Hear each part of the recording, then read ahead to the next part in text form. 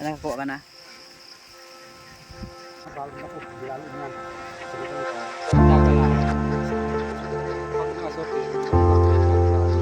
Ito po may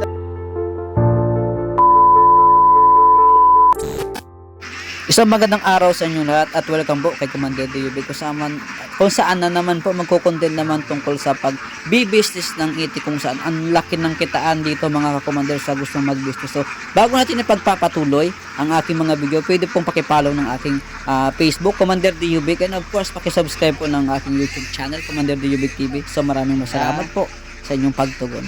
So ayan mga commander, kung mapapansin nyo, ayan si Tita Nancy, yan, tuwing umaga kasi at hapon, nagpapatulong sa akin si Tita Nancy na magpapasok at magpalabas ng itik nila.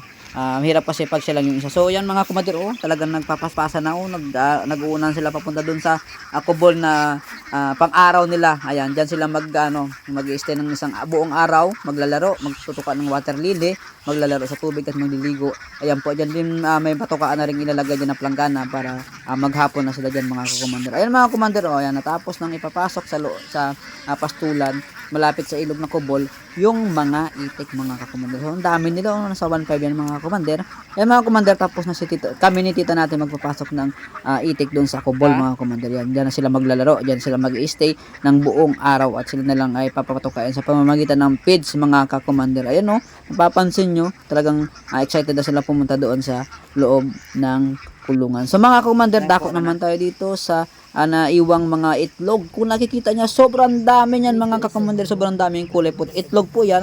So ang isang itlog po ay napakahalaga kasi 10 piso po ang isang piraso. So ang itik, pag-iitik at ang business ng pagbi-business ng pag-iitik talaga ay napakagandang tawag yan gawin kasi nga madali ang pera mga kakumander. Ayan mga kumander, kung napapansin nyo, nilibot ko ngayong camera mga kakumander. Ayan, yan po yung mga nasa labas na itlog. Yan po ay gagawin na lang pong itlog na pula. Yung nasa loob naman po ay gagawin pong balot kasi yung po ay good. Yan, marami pong planggana ng kakalat kasi po tuwing gabi at pinapatuka pa talaga ng may-ari ng itikan yung feeds nila tita natin. So may tinuro si tita natin na namatay daw na itik. So natural lang po yan sa isang business, talagang may ganyan po talaga namamatay. Yan po siguro ay naipit dahil baka nadaganan din may butas yan, baka dyan sila nagdapaan ang mga itik dyan. So sayang naman, di ba yun, tinipa pa ni tita Tita Nancy yung namatay na itik. So ayan, ganun po talaga sa business. So tara, let's go, lipat po tayo doon sa kabilang kubol para mabigyan kayo ng technique ng mga tao dito for today's video, sa pag-aalaga ng let's go. Punta natin yung mga mag-itik. So yung isang pangkat na mag-itik na videohan ko na, pero yung isa, yung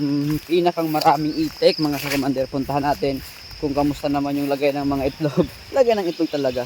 So yung itik industry, ayan, shoutout po kay Kuya Dan ng UAE, nagtawag po sa akin. So shoutout, di ko po nakuha yung information ko ng pangalan, pero nagpakilala sa akin na shoutout po si Dan, napanood daw yung aking YouTube channel. So maraming salamat Kuya Dan. Tara, punta natin sila Junel dun sa maraming itik. So yung kasi konti lang yon, nasa 1.5 lang. Yung dito sa kabila, yun yung pinakamaraming pangkat ng itik. Tara, puntahan natin. Ayun, ulitin ko, ang itik industry first, napakagandang business po, basta tutukan nyo lang. Ikaw mismo yung handle ng mga itik. Kung halimbawa ikaw ay gusto mong mag-business ng itik, ikaw mismo yung handle ng iyong business sa pag-itikan para mas masubaybayan mo kung ano yung kitaan o ano yung mga nilalabas at pinapasok na kung para ma-monitor mo yung nilalabas at pinapasok mong pera sa larangan ng pagbe-business ng itik mga commander. So tara, let's go, punta natin yung sobrang daming itik. Tara. Ayan mga commander, kung nakikita nyo yung mga tent na yan, yan po yan yung isa sa pinakamaraming grupo ng mag-itik dito sa amin, sa area namin. So yun pa, meron pa doon. Ayan, at doon sa kabila meron pa rin. Ayan, tara, punta natin, let's go. Bibidyo tayo.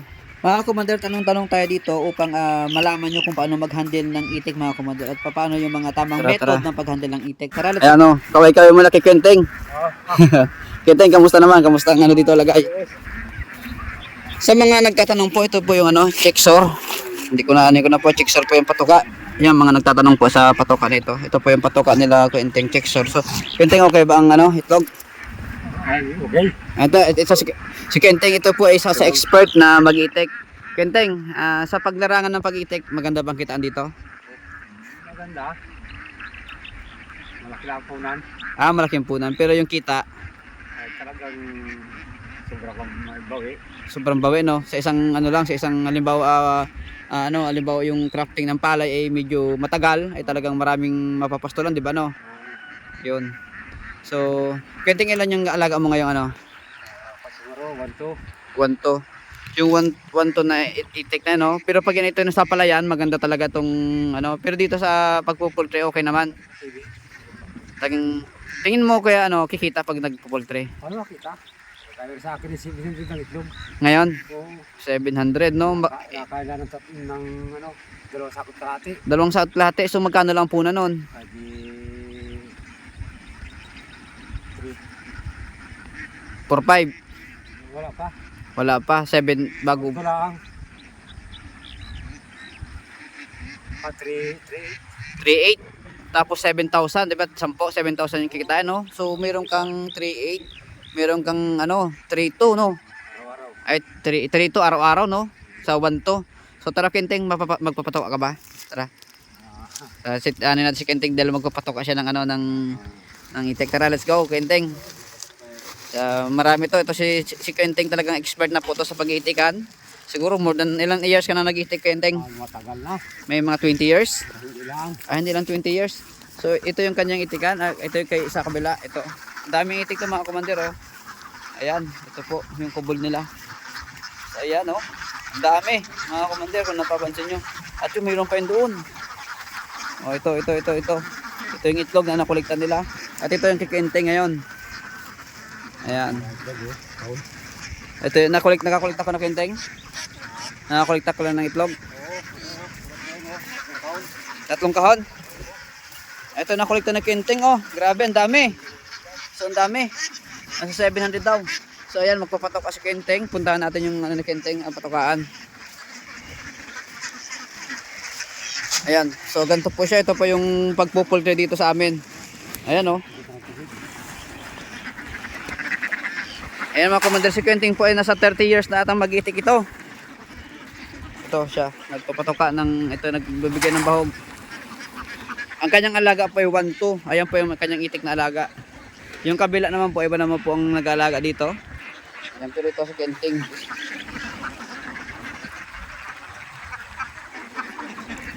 Kenting, marami pang nanonood sa akin sa ibang bansa. Shout out mo mga taga ibang bansa na gustong mag-alaga ng itik o magnegosyo ng itik.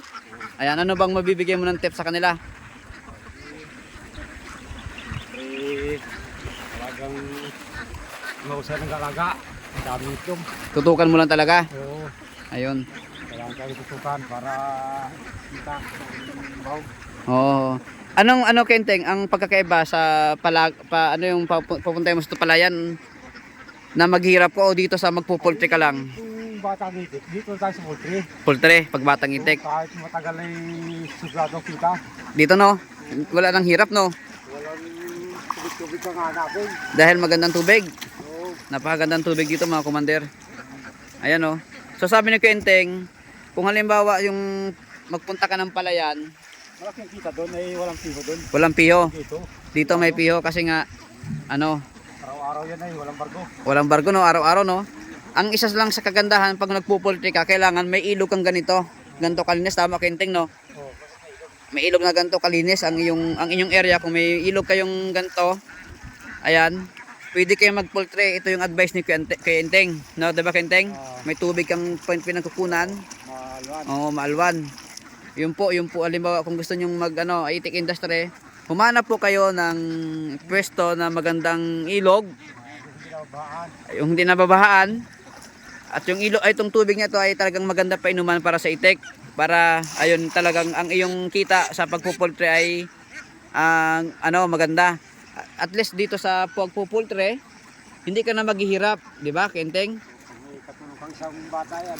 Ano pa yun, ano? Kaya para sa iyo, mas maganda ang magpultre. Ayo. Yun, basta bata lang daw yung itik, no? Batang itik. Yun ang mga technique ni diskarte ni Kenting. Samahan sa tubigan muna tayo para hindi masyadong malugi. Pag medyo Pag may dadagitik. may dadang itik, pero pag nagsimula kang batang itik, Ay, dito na muna. dito na sa sa Bago natin poultry. ilabas may taon. gan Taon. yun ang diskarte. Oo. Pag bata, dito sa magpultre ka.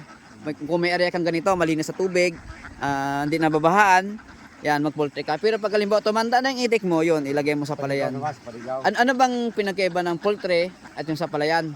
Ay, siyempre sa tubigan, malawang ang kita, malaki ang kita, walang Malaki. gastos. Oo. Dito, ay gastos sa kalati, ay ka namang araw-araw naman. Oo. Sa palayan kasi, yung pakisama, di ba, Kenting, no? Oo. Isa sa makikisama ka sa maraming ano. Kasi bigyan mo rin ng itlog yan. Oo. Ay pag ikaw ay dito sa nagpupultik ka, Isang bisis lang, di. oo. Okay na. Pati kung halimbawa na meron kang ano, kung sarili mo ay wala kang panatag ang loob mo na wala kang ano, tawag yan, wala kang papakisamahan kasi sarili mo yon. Yun ang maganda po kung halimbawa may area kang ganito. Ano mula ngayon mag-alaga, dalawa kaya. Ayun. So ayun mga commander. Boss, magandang maga. Talagang, ganito lang mag-alaga ng itik. Tsaga lang. Pero pag nasutin, magandang kumita. Ito po may dalawang method ang pag-aalaga ng itik. Isa sa yung papalagaw mo sa palayan o yung sa rice field ng mga bagong ani, idadala nyo doon. Meron din nagpo-poultry. May mga advantage po yan, depende sa area nyo. Katulad dito sa area nito, napakagandang advantage dito sa Mag-itik. Kasi nga maganda yung tubig, maganda yung area. Pero kung may area kang ganito, mag-poultry ka na lang. Kasi pa nag-poultry ka mga kakommander, napakadali. Araw-araw ay sumulang Oo. itik. Hindi ka maghihirap basta may puhunan ka lang sa pangbili ng feeds. 'Di ba, Quenting, no? Kung gala mo sa 1 to 700, ito ay 700 yung initlog ng itik niya. Nakain dalawa lahat. Dalawat kalahating ano lang, feeds lang. So magkano ang kinita ni Quenting kaagad? Yung may-ari, 'di ba, Quenting, no? 2.8 ay 3.8 tama ko, Quenting. Oh, 3.8 sa isang araw, no? 3.8. Sa isang buwan niya, sa 10 araw meron ka ng 38,000 sa isang sa 10 araw. Sa 30 ilan 'yon? Nasa ano ka? Nasa more than 108,000 sa isang buwan. Pag meron kang 1,200 itik na alaga, so 1,800 ay 100,000 108,000 ano ka sa buwan. So napakalaki, no? Yung po hindi ka na pupunta kung saan saan, nagpupultri ka na lang, meron kang 108,000 pesos. May edad na itik pa yan. May edad na itik pa. Tama, ibig sabihin may edad pa ito, Kenteng. Oo, may edad na. Kung yun ay bata, lalo na sagad ang itlog niyan. Ibig sabihin kung halimbawa 1 to, more than nasa 900 o 1,000. Ay, sa 1,000, kaya-kaya. Ganun. Kaya pala mas maganda pa rin taga sa akin na nakikita ko sa kanila, mas maganda pa rin taga mag-poultry.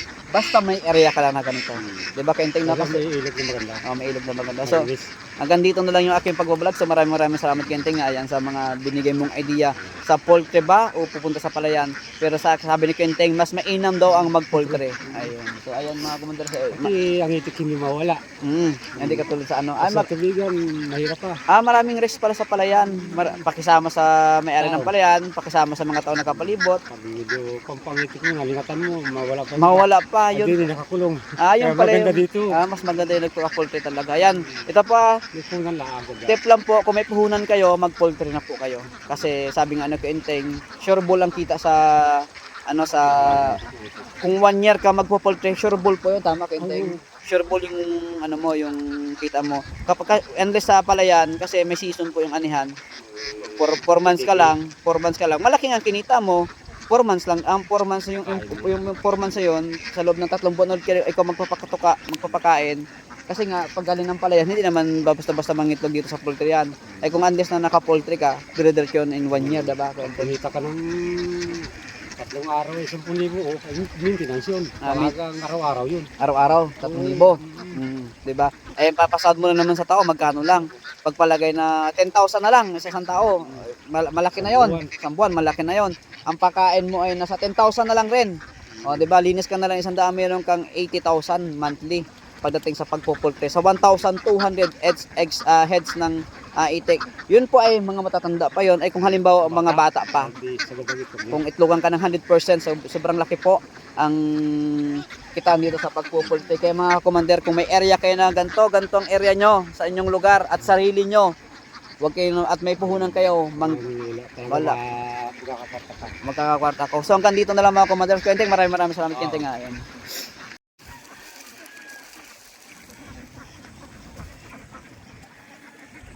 Ganda na dito, Kenteng, no? Batang itik na, kalong na po. Bilalo niyan. Sagad ang itlog yan. Ito. Sagad yan. Kanya isang